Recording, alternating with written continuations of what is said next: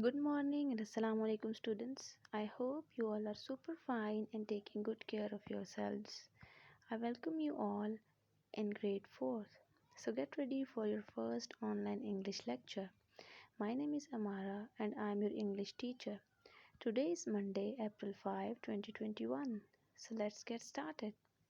Our today's topic is A Night in June. A Night in June is a poem written by William Wordsworth. First of all, I'm going to explain the title of the poem. As you all know, that June is the name of a month, and in this poem, the poet is going to describe a night in summer season. I hope all of you know that what is the basic difference between poem and a lesson. So students, let's take a quick recap.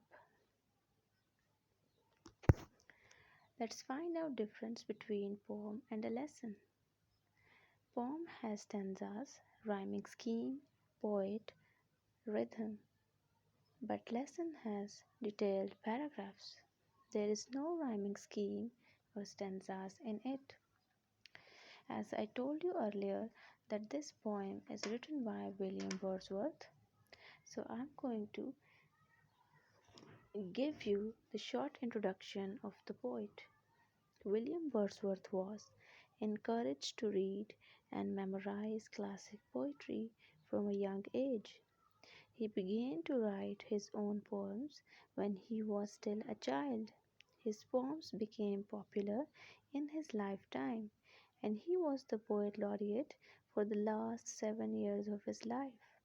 Many of his poems are about experiencing the beauty of the natural world.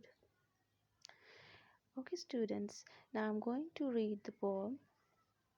So open your books, page number 9, and put your pencils in your hands as well. Do underline all the difficult words during reading. You have to write meanings of all these words as well. So let's read. The sun has long been set. The stars are out by twos and threes. The little birds are piping yet among the bushes and trees. There's a cuckoo and one or two thrushes, and a far off wind that rushes, and a sound of water that gushes. And the cuckoo's sovereign cry fills all the hollow of the sky. So students, now I'm going to explain all these lines. The sun has long been set. The stars are out by twos and threes. In this poem, A Night in June, the poet William Wordsworth describes about the beautiful night of summer in London. In June, the sun took long time to set, and he says at that time 2 or 3 stars are coming out. The little birds are piping yet among the bushes and trees. There's a cuckoo and one or two thrushes. Underline this word piping. It means singing. You have to underline this word thrushes. Thrushes mean a type of bird. In these lines, poet is saying that little birds are chirping and singing among the bushes and trees. He says that one or two songbirds and a cuckoo are singing,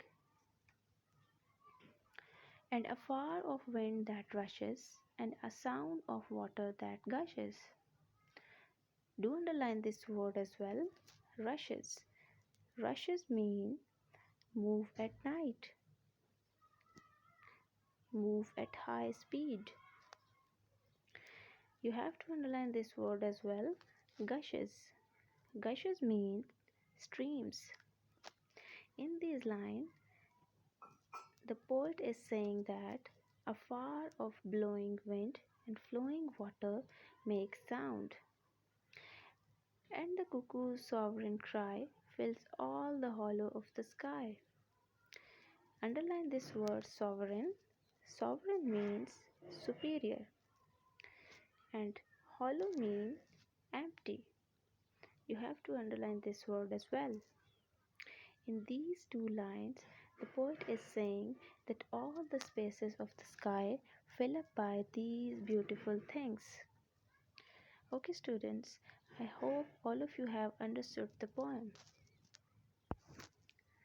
So, reread this poem on your own. Your written homework is dictation words. So, you have to write all these words on your separate sheets. I'm going to read all these words. Your first word is cuckoo, second word is gushes, third one is piping, your fourth word is sovereign, your fifth word is thrush, and the last one is yet. So, students, you have to write all these words neat and clean. Thank you so much. Allah Hafiz. Take good care of yourselves.